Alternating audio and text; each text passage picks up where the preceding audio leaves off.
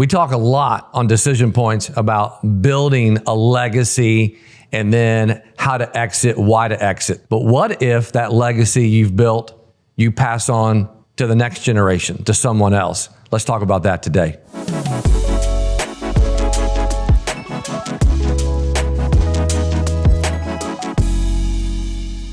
Welcome to Decision Points. I'm Doug Hudson. I'm Scott Wood. Thrilled to have Clay Duvall, co-CEO of Lincoln Property Company. What's up? Thank you for having me. Of course. I'm glad you're here. Be here. Yeah. This is like the bottom of the list of things you wanted to do in your life, right?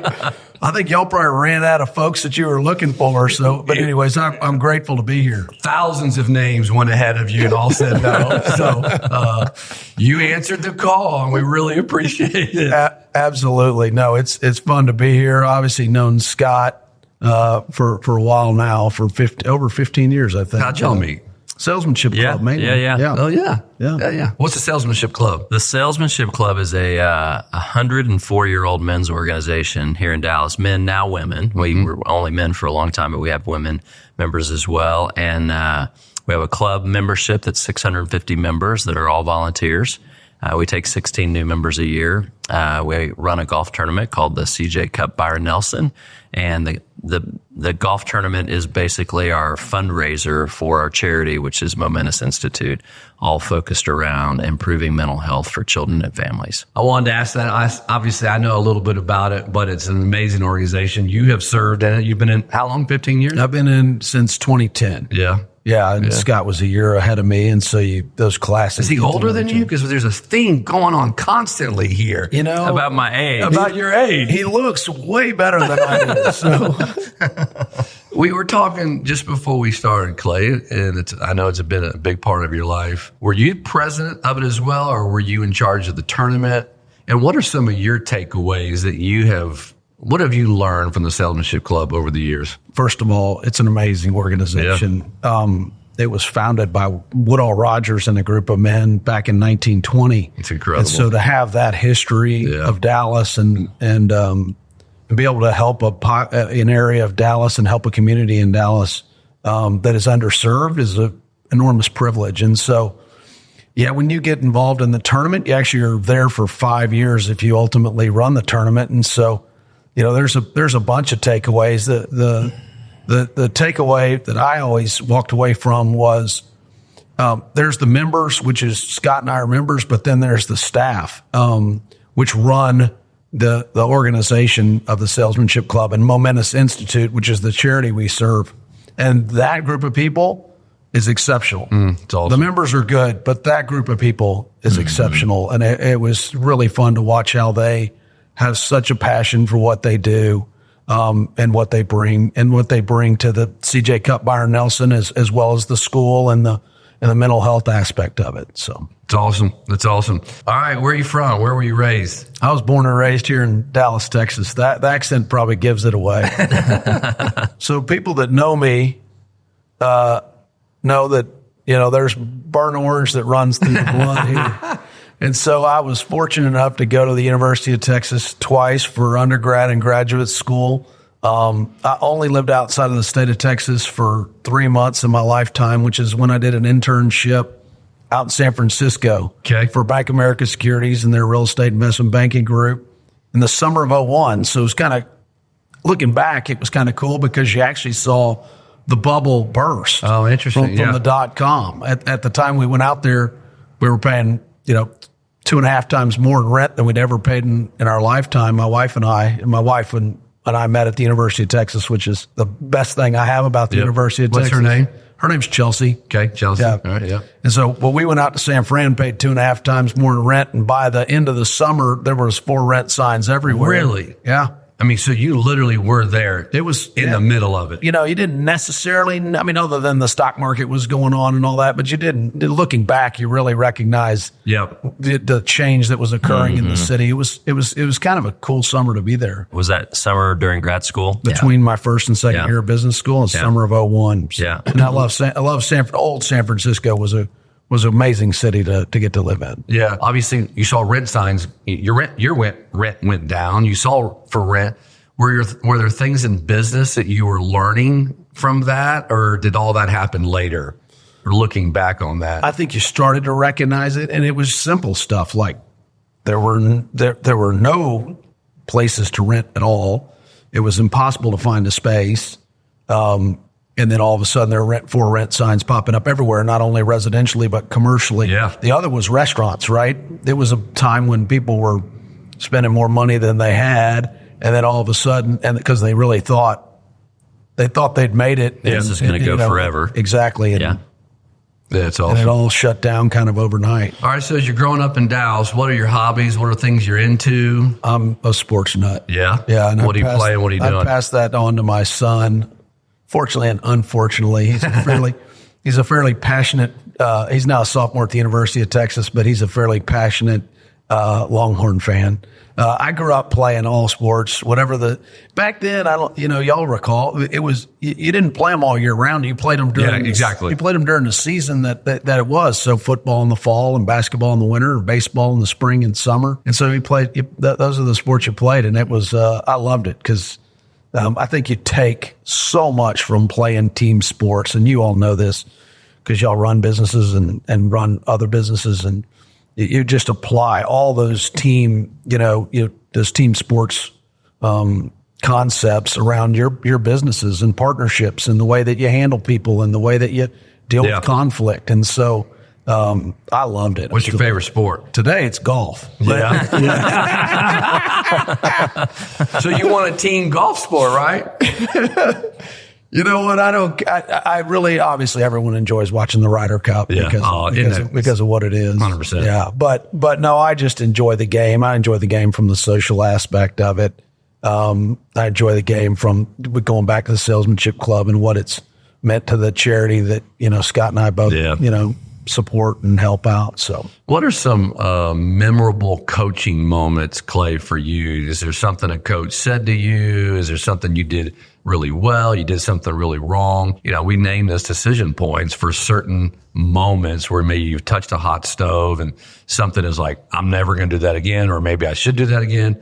What's one or two of those examples, stories where a coach or a teammate really had an impact on your life? Probably two things. One was my father, who ultimately also was my boss for many, many years. He coached all of us throughout growing up. And how many siblings do you have? I'm the oldest of five. Oldest of five. Okay. So he coached literally every sport. Dad was the type of guy that woke up every morning at 5, was in the office by 6 or 6:30, traveled nonstop, trying to, get a company up and going and facing some really difficult times in the 80s, and he never missed it.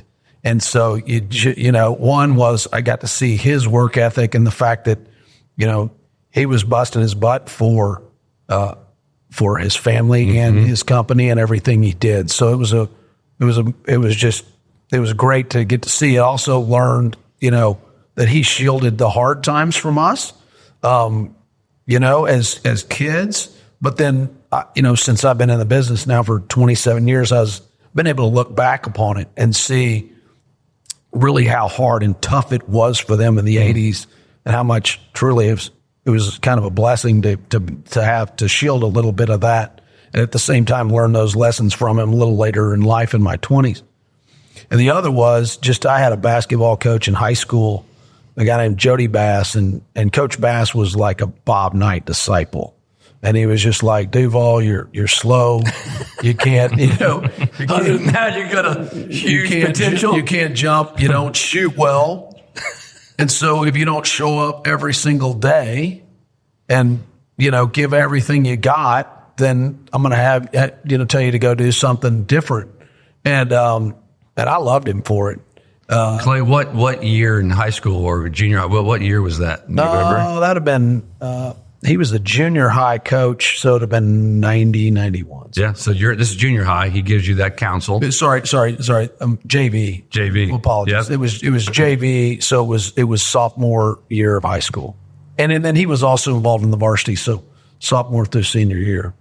So what do you do with that and ultimately advice? Started for him, which no one would believe. And it's just because I would do all of the, dirty work that nobody else would do. I think I read somewhere, were you on some kind of a junior national basketball team or Yeah, something? but that's totally. So Look at this face. This is awesome. He's like, that's fake. Is that fake news? it's such BS. I mean, we were asked to go play in Australia. Okay. Who was asked? After our senior year? A bunch of guys from North Texas. Okay. Okay. And we did represent the United States. Like we wore United States jerseys. Okay. But it was just because we were able to, go over there and play. It was not because we were any good. It was guys from our high school and guys from J.J. Pierce and some places like that. It was way more fun than playing basketball. But I really just said that just to give everybody I know a hard time because I got killed by my friends over it, which was my pure intention. When you go to UT, that's where you meet Chelsea. What year did y'all meet? How'd y'all meet? Spring of 96. Okay. I'm glad I remember that. Yeah. What year are you in school then? Senior. Yeah. Yeah. We always say that it was probably best that we met, a little later. Second semester of our senior years, Senior college maturity as opposed to freshman year maturity. Correct. Yeah. And she grew up in Austin, went to Austin High. Dad was a doctor, mom's nurse. And, she worked her way through college as well. And so anyways, we met on a Tuesday night. Some of her friends showed up at one of my friends.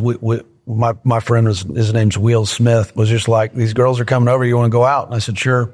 And we went, and then I didn't call her back for 6 weeks because I wasn't thinking anything of it. And one of our mutual girlfriends called and said, you need to call Chelsea Tyndall. Yeah, you're a dum-dum. Yeah, exactly. I'm slow. I told you that, Doug. Clay, I like to say I'm not dumb. I'm just slow. Right, exactly. So maybe we can start that club together. What is your kind of first job out of college? My father ran Lincoln Property Company for 40 years. And I want to pause there because I think it's an important part of the story, Clay. Your father started Lincoln Property Company, correct? So my father Why don't you tell us the story and the history of that? So a man named Mac Pogue, and Mac just passed away here 10 days ago, founded Lincoln Property Company in 1965. He did so in a partnership with Trammell Crow and Quincy Rockefeller. And Mac really started as a multifamily development company. My dad actually came over in the late 70s as Crow and Lincoln Property Company were starting to get into the same business, obviously. Okay. And he actually was a part of the team that helped do the asset swap. So they had to do an asset swap to give part of those to Crow, part of those to Lincoln.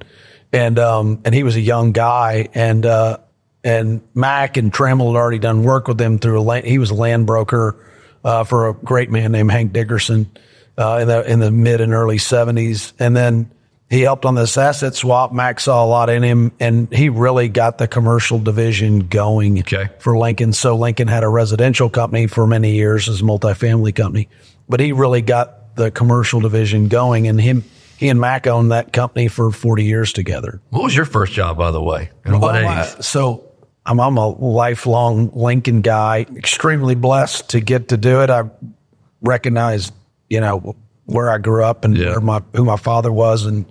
But I think one of the things I always thought was, if you don't show up and outwork everybody's going to assume that you got that, you got that given to you. Mm-hmm. And so I literally never, ever once thought, I'm not going to come in here and work harder than the guy across the table from me. Mm-hmm. But my first job was a runner for Lincoln Property Company. I was 14 years old, and I was literally just, at the time we were downtown in a building they built called Lincoln Plaza, and taking, mail from here to there, or going out to the appraisal district and getting, reports of who owns what, or maps. Who did you report to? I reported to some guy who was probably 18. That's awesome. He told me, a guy named Monty Mazel, and he told me just walk, because he told me to walk quick and look busy. That is great advice, by the way. Walk quick, look busy. What's funny is I think about that now, and you look at the guys around the office that are, maybe slumbering someday, and you're like, I don't know if that guy's if he's here and really ready to go today. But the guy out there walking quick and looking busy, he's where's Monty today? He needs to write a book. It's a good question. Monty needs to write the book. Yeah, it's a good question. All right, so now you're graduating college, and was your intention always to start working at Lincoln, or did you want to try to go do something else for a little while? I was like, I don't know, but I'm going to go work for Lincoln because it's what I've known, and my dad's done it and had some success and that kind of thing. And I like numbers. And so I went in and was financial analyst. And it was a great... For Lincoln in Dallas. Covering our analysts like everybody's cover the country and just underwriting deals, getting reps after rep after rep, which I still think to this day is maybe the greatest learning the greatest learning ramp up or expansion for you as a young professional is literally that first 2 years because you're just getting, college kind of teaches you how to live on your own. Yep. And I think those first 2 years of business are so important for young folks. Clay, I want you to break that down because I couldn't agree with you more, but I want you to think through and translate that across any business, whether it was finance or real estate or manufacturing. What do you mean by those first couple of years? What does that look like how would you coach a bunch of graduates right now? What should they be doing, thinking through those first 2-3 years? Be the first one there. Yep. Be the last one to leave and try to do as many things as they put on your plate. Like feel so overwhelmed with what you're given that you actually have to work even longer hours to get it done. Because you're going to come out of that in 2 years, 3 years, maybe not an expert, but almost an expert. You're going to be an expert in something. Yeah. Maybe foolish, but I literally still think this day. I think the dumbest you maybe ever are in your lifetime, but you think you're the smartest, is the day you graduate college. Because you think, I've learned a lot. I did something. Hey, guess what? It is great, but the problem is, college just taught you how to function on your own, how to live, how to figure it out. Yeah, you get some good education, some knowledge, out of it, of course, right? For sure. But I still think you don't know really how to go make a buck until you start to get in there and get those reps those first couple of years. So it's interesting. It's phenomenal. My middle daughter right now, she's a sophomore at OU. And she started driving 3 days a week in the afternoon to Oklahoma City to work at the Oklahoma City Memorial Museum as a PR intern.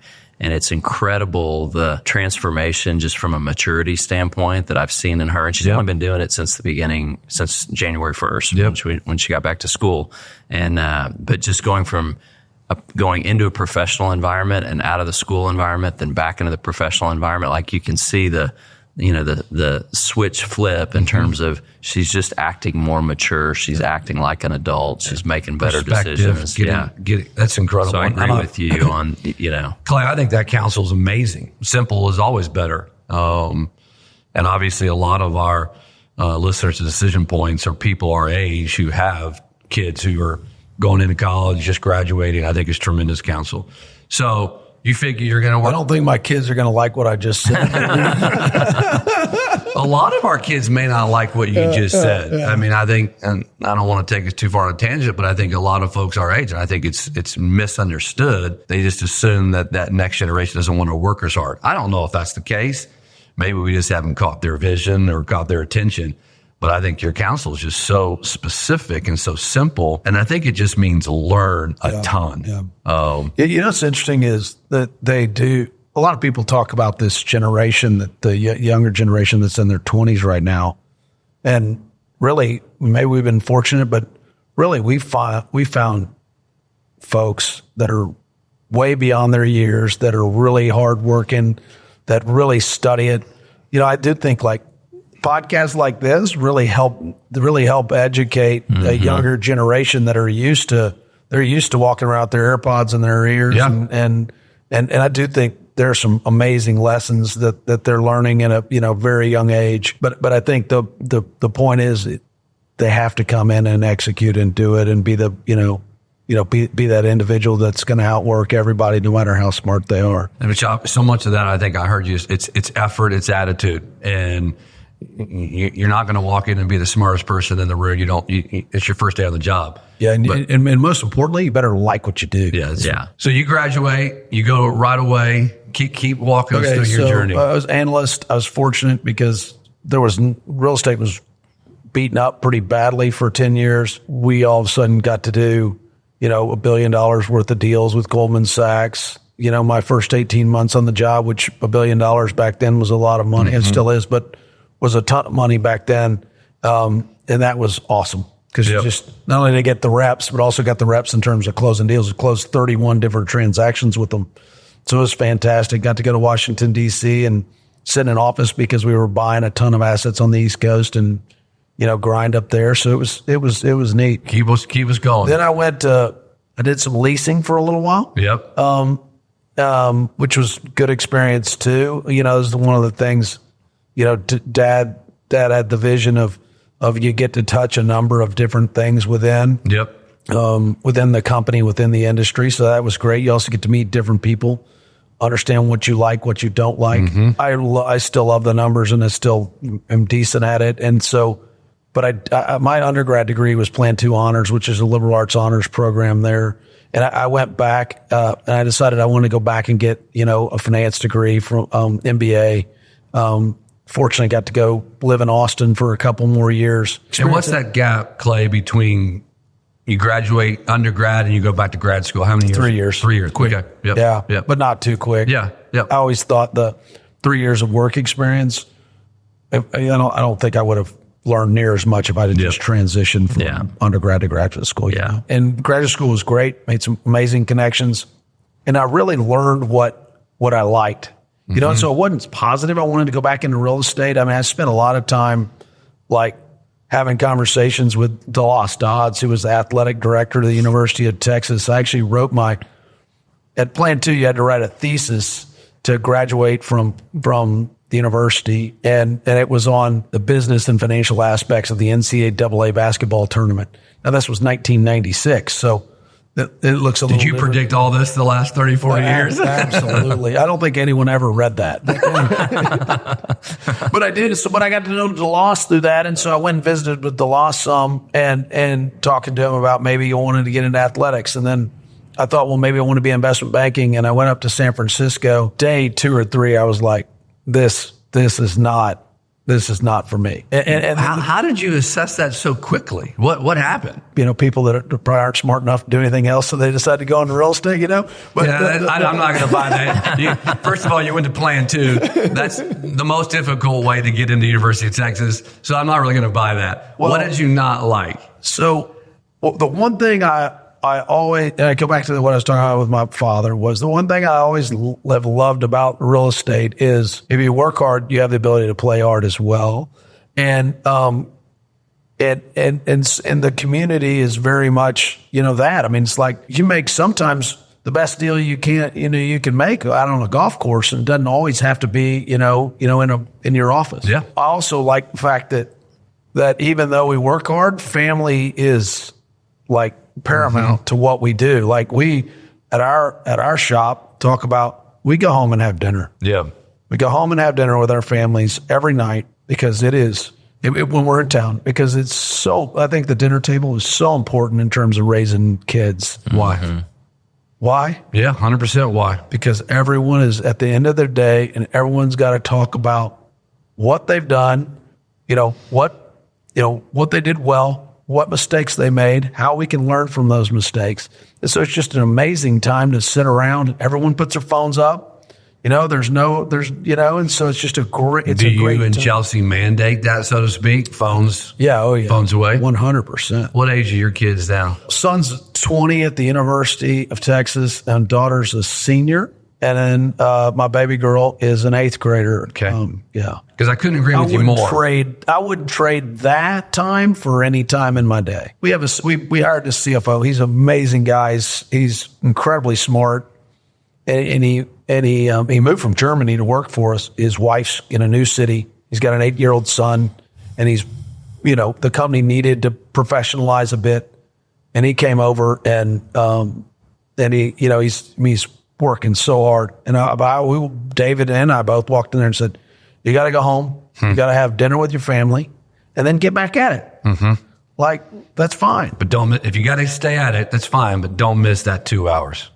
You do not miss that window. Mm-hmm. Yeah. You're going to regret it in life. Yeah. Mm-hmm. So was it the lifestyle that investment banking struck you? I didn't really answer your question. No, because I think, what was it? What I hated was you didn't do anything, from until 5 o'clock.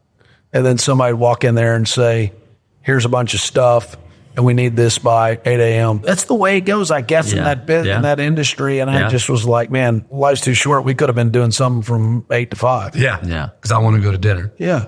So, all right. 7, whatever. Exactly. So you decide you don't want to do that. So also I realized I wasn't smart enough to do anything else. So I went to real estate, went back to Lincoln Property Company in 2002. Yep. And David Benswanger, who's co-CEO with me, we were co-heads of the capital markets group at Lincoln at the time. He covered half the cities. I covered the other half the cities. And what that means is just helping, put our deals together, helping structure joint ventures with our institutional partners and helping the market leaders out in the field, find deals and find capital for those deals, both debt and equity. How many employees is Lincoln Property Company today? 3,200 today. Wow. Yeah. So. And you and David have worked side by side for a long time. We have, and along with our president is a guy named Greg Courtwright. Greg, an incredible guy himself, and Greg worked for my dad in '83 as a runner, and then was a litigator for a while. Came back to Lincoln in '98, and so the three of us have literally worked together since 98, 99. Yeah, it's incredible. Together, so we know each other really, really well. Deep history, a lot of experience. You've been, I think you said this, that your key business strategy is delegation. Did you say that? Yeah, that's probably right. I told you that I wasn't smart enough to do anything else, so you got to be good at delegating, to find the experts out there that can really handle the work, Yeah, we're going to have to dig around there a little bit more, because I think you're onto something. But we want to flesh out. Obviously, we have so many business owners and leaders. We use an operating system called EOS. They've coined. I don't know if they coined the phrase, but delegate and elevate. Some leaders, I feel like, Clay, either, in a sense, it feels like they don't want to do anything, so they give all the work, or the other leader wants to do it all because no one can do it as well as they do. What do you mean by delegation as one of your key strategies? How have you implemented that? How have you measured if that's working or not? Walk us through what that looks like. And Clay, if you've got them, kind of any stories you remember delegating to this or that person 12 years ago, a role, and you saw it go well, or maybe you saw it go poorly? We brought in a coach because we were having a whole new C-suite. What kind of coach? Like an executive coach? Executive coach. Amazing. Yeah. How long ago was this? This was right when they transitioned the company, which we transitioned the company in February of 23. Okay. That's when David and I became running day-to-day of the company. Okay. You go through the Enneagram, stuff, and I think I'm a 3. I might be a 2, but whatever. All I remember, the thing I remember is I'm a helper. And so if somebody is in need, my inclination is to immediately go help. And so is Benswanger. And so, but what you have to do there is recognize that sometimes the best times in life to learn are when you're struggling out there on your own. And so y'all know this better than me, but when you're running a company with 3,200 people, you can't do it all. And so you better put good people in place and let them operate to the best of their abilities, and then provide them advice along the way where they may need it. And that I watched from Mac and Bill, growing up and just seeing how they operated. Yeah. Like market leaders in every city, they know their market better than anybody. You got to trust them. Exactly. You got to give them the tools to go succeed. Yeah. Trust them, get out of the way. Don't you love it when Clay's humility says, you all know better than I do. we're right around 55 people. Yeah. The same as leading 3,200 people. Yeah. You have 50 people on your executive management team, probably. Well, what's an example where it didn't go well? So David left Lincoln. Didn't leave Lincoln. He left Dallas in 2005. Dad moved him out to California when he was 28 years old to run Southern California. So then I became head of the capital markets at the end of 2005, 06. And so I was in charge of capital markets in Lincoln for, 20 plus years, right? So then you go and you're like, we got to restructure the company. Clearly, as co-CEO with Ben Swanger, we can't run capital markets. We need to elevate 3 guys we elevated 3 guys to cover the country for us. The hard part of that is that you've done it for 25 years, right? So what your inclination is to get in the middle of that and, tell them how to make the sausage. And the truth of the matter is you got to let them figure out their style, how they can work it. And then they're going to come ask, trust me, they're going to come ask for advice because they recognize they don't have all the answers. But I think it's like this last year, even though it's been brutal, we're in a real estate recession. It's been a great learning curve, not only for those, 3 individuals, but, it's been significant for us as well as we're kind of get our sea legs on, running Lincoln. What do y'all learn? Yeah, go ahead. So when you made that transition a year ago and the executive coach came in and was this delegation statement, was that always clear to you, or was that something you realized, man, I got to do a better job with this now because the stakes are higher. Mm-hmm. I have a lot more responsibility. I mean, when was the epiphany? Or have you always been that way? I've always been decent at it. Yeah. Because again, when you're in capital markets and you've got to call on, all of these great institutions across the United States, you realize you can have really good relationships with 5, 10, mm-hmm. but you can't have great relationships with 50. Right. You can have relationships, but not great relationships Correct. with 50. And so you got to learn to rely on, the organization and the people that have, also been working hard to build those relationships mm-hmm. and not be afraid to, tag in the guy in Boston to make a phone call for the guy in San Diego because he's got a better relationship with XYZ than I do. And I think where I probably got better at delegation. So in the capital markets role, you got to recognize that you don't know everybody as well as, somebody else in your organization and be okay with that. But where I really started to get good at delegation was when I was the chairman of the Byron Nelson. Like you're doing it right now as president of the Salesmanship Club, and thank you for that. But that's a job right there where, like, you got, as you know, 600 members relying on you, but you also got a lot of super talented individuals. Mm-hmm. And so what I tried to do in that role was just put the absolute best people in place, offer them advice, and get out of the way. Yeah. Daryl is one of the best real estate sales guys, in the entire North Texas. Like, he just needs some education on where to go with that, mm-hmm. and then get out of his way and let him roll. Yeah. Since we've talked about it, you're both leading other organizations. Yeah. So you talk about really multiplying the delegation. Yeah. You still have a day job at Lincoln Property. You still have a day job at True North. So it's important. Clay, I'm not sure they thought so at the time. One of the things that strikes me, and I really appreciate this about you, you can't or choose not to find a situation in delegation where it didn't go well because Jeff or Sue didn't respond. You said it didn't go well because I wanted to interfere with Jeff or Sue's work. I think it's just a weird word, and I think it's misused and misunderstood. Mm-hmm. But it really, at the best intent of it is trust people to excel and rise, and very rarely will they not. There's for sure a pure intent behind it. Like 100%. It can be misused, it can be weaponized like anything can. Exactly.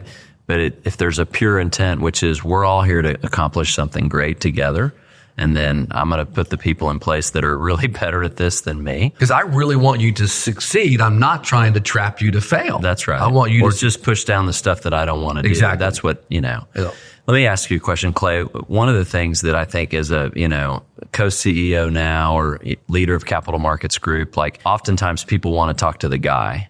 And it probably doesn't help that your last name's Duvall. And so it's like, I want to talk to the guy. How do you help people understand on the inbound when they want to talk to the guy that, hey, you don't really want to talk to me. You need to talk to my guy over here how do you make that transition and help people feel comfortable with the fact that maybe they're not dealing directly with you, but your organization is going to take better care of them? Really, really good question, and something that we have had to learn how to really kind of say, we are, by the way, you always tell the client, the customer, like, we are here and here's my cell phone number and you can call me whenever you need it.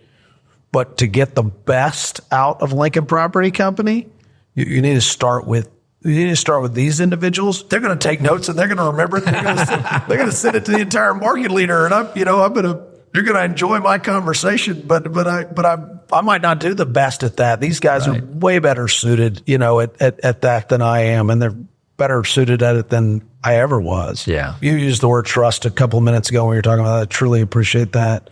And just the other one we use all the time is just integrity. Mm-hmm. And, if you're honest and have integrity with people, then they want to do business with you. And I think that's really what, Mr. Polk's funeral was this week, and O.S. Hawkins spoke. O.S. is senior pastor at First Baptist Church. Mm-hmm. Great guy. Bill and Mac have known him for years and years and years. And he called Mac the VIP, but he didn't mean it in the way that everybody knows it. He really was talking about that I and integrity. And it all started with Mac. I think Dad's been a man of integrity his whole life. And the company's really been built on integrity. Mm-hmm. And so the fact that these clients see a change, but they know that myself and David and Greg have been here a long time. We have integrity. We're going to do what we say.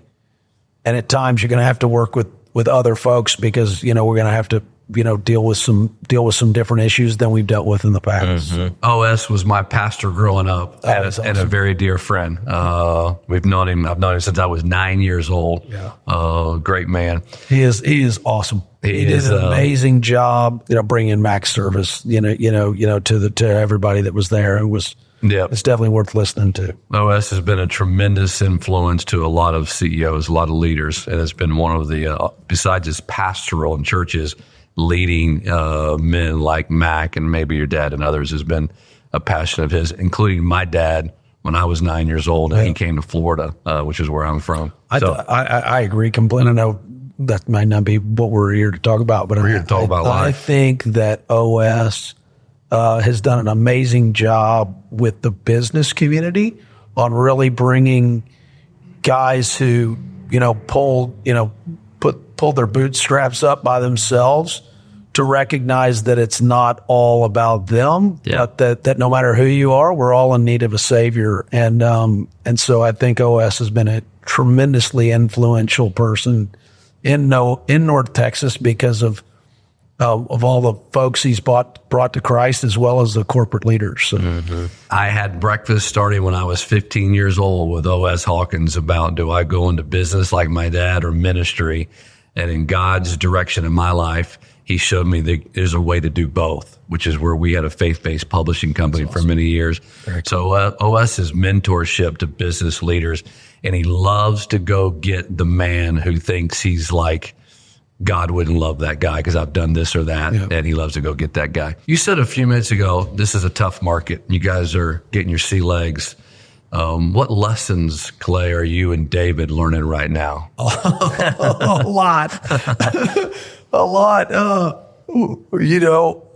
It's a weird world out there, right? Because the U.S. economy is seemingly, if you look at the stock market, doing pretty well. Yeah, new high yesterday. We're obviously in a I think we're in a real estate recession because rates ran so fast, so hard, so high, and hadn't seen it in many, many years. Yep.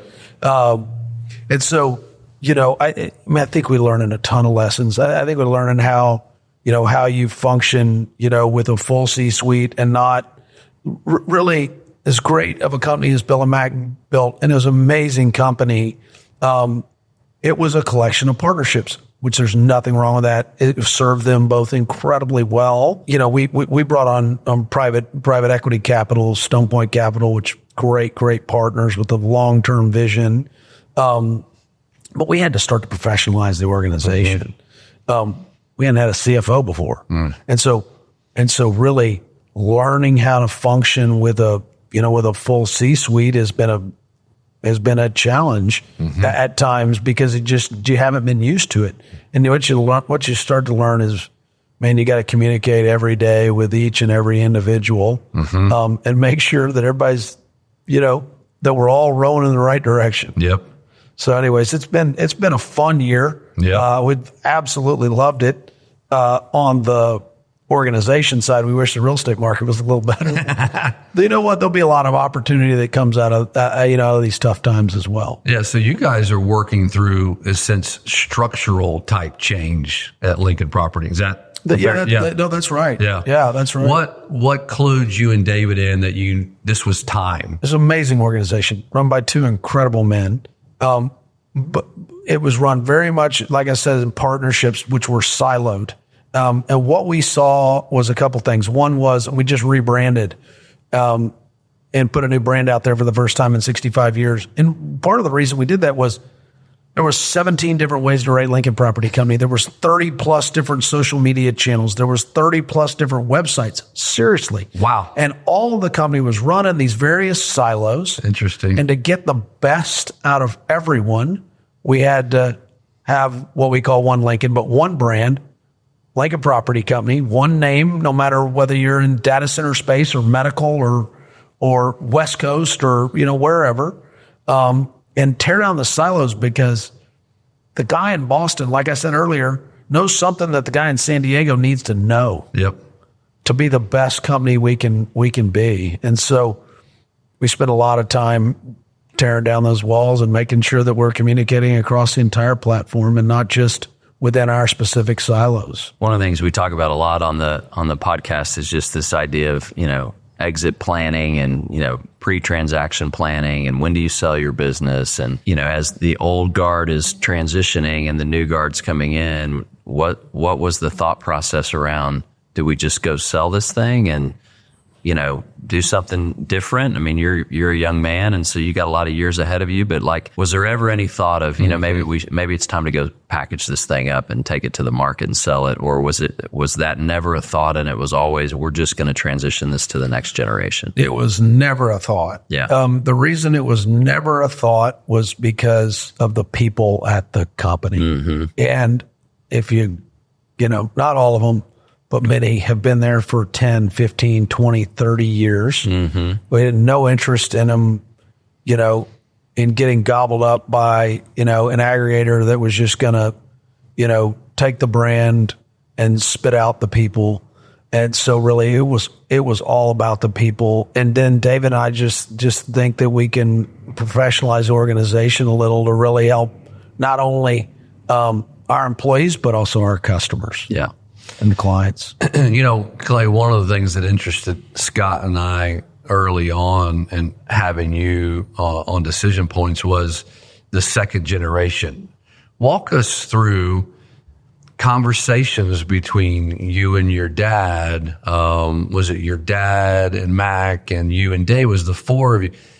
So many of our listeners will be in a situation, maybe not as big as Lincoln Property with 3,200, but maybe they have 500 employees, and the mom or dad is in that stage. Do I exit or do I pass it on to the kids? What were some of those conversations? How early did that conversation start, maybe with you and your dad? Lincoln Property Company was their fourth child or their sixth child. 100%. I mean, they literally built it from nothing to what it's become today. It is super hard to walk away from that. They had incredible foresight in how they built the company, how they've grown it, turned it into one of the top full service real estate companies in the country. But they also had the ability to say, now's the time. They handed us the keys, and literally every day since then, real estate market's gotten so they're freaking smart guys. So they are super smart. They said, hey, But we're definitely going out on top. Yeah.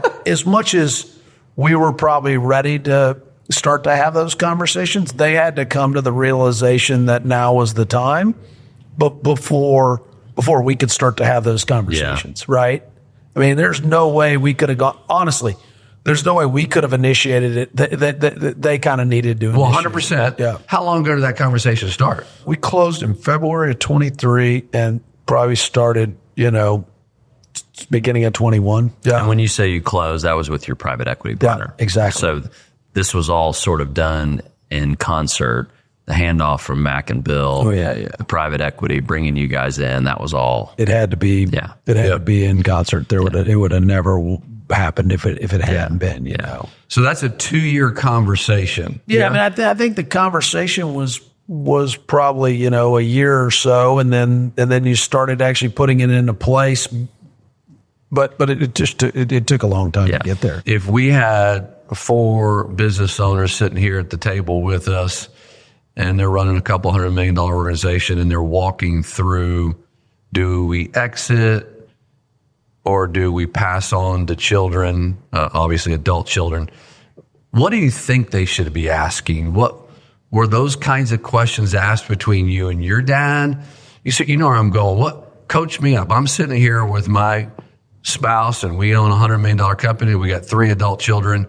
What should those conversations look like? What should the questions be that someone's asking? Again, I think Bill and Mac thought of not just their families. I think they thought of the people in the company. Okay. And what was best for the people in the company. At the same time, they had to ask themselves, is Clay and David the right people for this? Because the truth of the matter is, it's not for everyone. Just because they're your son or your daughter doesn't mean that they should be running, the company. And the same, I have no doubt, went through their minds. Like, do we have the right, people, here? I think that was probably earned over, 27 years and not obviously over, 27 minutes or days or what have you.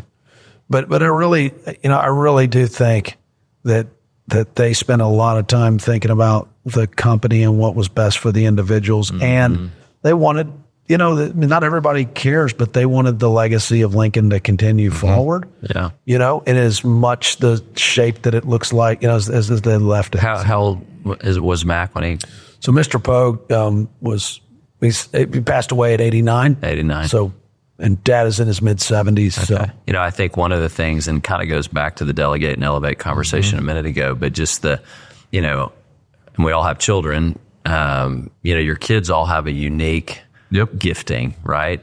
And not all of them are gifted to be the CEO of a large organization. And so I think back to your question, like if you're the business owner, you kind of have to look at your kiddos and say, what are the unique gifts that God's given them? And it could be a sentence if you force them into a company that's outside their area of giftedness. You somehow have to be objective. Yeah, which is not always easy to do. Yeah, and for you, having been there 27 years and working in the business, like you're passionate about it. So good chance you end up in the real estate business regardless. Whether Lincoln Property Company exists or not, just because you're passionate about the business and you found your place. But I think for a lot of business owners, they may not have a kid with the aptitude to take it to the next level. Absolutely well said. And I think it links all the way back to one of the things that Clay, you said about those first couple of years out of college. You said you need to like it. So you clearly like the profession and you've invested 27 years. So it wasn't like a family owns a business and the 2 or 3 kids have never been in the business and all of a sudden they're going to transfer it to them. But I love your focus that for Mac and your dad, and I'm sure you and David, it was what is best for the customers, what's best for the team members of the company, and figure it out. All right, there's not a ton of super large organizations, any size organization with co-CEOs. How did everybody get there? What's some coaching? What's some learning that you can educate us? What are the strengths? What are the potential blind spots to a co-CEO? What's interesting is, and we get asked this a lot, Because it's not super common. I think the reason that it's worked so well and it will continue to work so well is a couple of things. One is we worked together with Greg Corright for 20-something years, 27 years, if you will. And, man, you really get to know people. Yep. Also, those guys are the highest of integrity folks.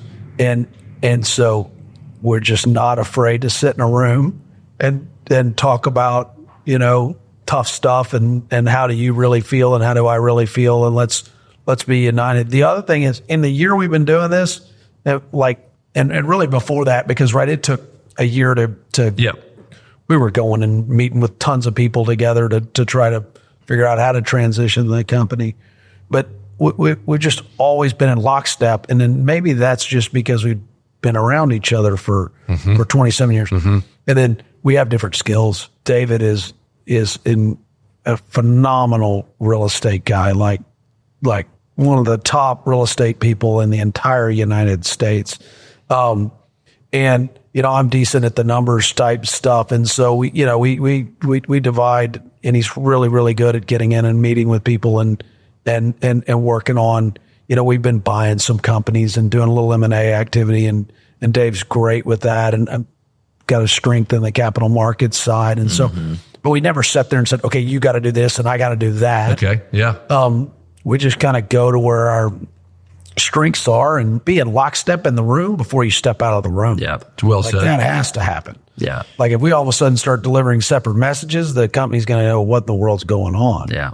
Do you each have separate people who report to you all separately, or whoever reports to you all, do they all report to the two of you? No, they report to the two of us. Yeah. But again, that's probably a lesson we've learned, which is we really have to over communicate with each other. So we get a call from the guy in DC. We've got to, I've got to tell him about the conversation with the guy in DC so that we're in lockstep. And that probably takes a little while to get better at, but we've gotten there. Do you think that'll change over time, where you guys kind of figure out, hey, I'm going to focus on these areas and you're going to focus on these areas, and I'm going to have these people reporting to me and you're going to have these people reporting to you, and then we're going to, because it seems, and we've dealt with this too. Mark and I have, always tried to figure out how we divide the pie, and but it's inefficient, right? If the DC guy calls you and now you got to have another conversation with Dave, and versus, hey, I got this, and we're going to check in once a week or whatever. Probably because he was on the West Coast for many years and then literally started in Southern California and built the entire Western seaboard for us. The folks, the market leaders out there are a little more inclined to call him than they are to call me. And, the folks in Texas and the Southeast and the East Coast are a little more inclined, the West Coast is inclined to call Dave, and the East Coast is more inclined to call me. And so but we haven't gone out there and said, oh, no, you gotta, because there's just different strengths. It's about communication. Yeah. Yeah. It's so well said. And I think, again, you don't know if it'll change or not, but the bottom line is you guys got to over communicate. And we've known each other forever, been around each other. And so I think a lot of that helps. I know he's going to do the right thing by the company, and he knows the same thing about me. It is unique, a co-CEO. But I love the fact that whoever really mastermind or this kind of became the right solution, it was a unique situation, so a unique solution fit. That's right. The history, the reps, the trust you all have. Mac and your dad essentially did that, right, for a long time. Sure. So, Clay, one of the things that we love to ask people in an exercise is essentially almost if you got 100 CEOs in the room, and we said, Clay, you've got 3 minutes to share what you think would be the most important thing that they need to know about wherever they are in the process. What comes to mind for you? Coach up a room full of CEOs, entrepreneurs. I think the most important thing is to be yourself, to be you, to be genuine. Like, no one's going to follow you if you're trying to be somebody else or, do something else. I think I've been having my faith that I have, that the Lord, has granted me, has really given me comfort that, no matter what happens in life, I'm going to be okay. Going to be totally fine. And as long as I can walk in there and be myself, and everyone knows that I wear it on my shirt sleeves, and these, they know who I am, then we're going to be okay. And if they want me to go do something else, I'll go do something else. But I will know that I walked away doing A, the best I could do, and B, that I was myself. It's been said several times in the podcast, people will talk about the imposter syndrome and how many leaders feel the need to project something, and for you to have just casually say, and obviously a lot of that's rooted in your faith, but I'm sure it's also in your family and all the things that we've talked about. Be yourself, do the best job you can. That's right. So Clay, beyond grateful. Thank you. Well, thank you. Thank you for choosing Decision Points. Have a great day.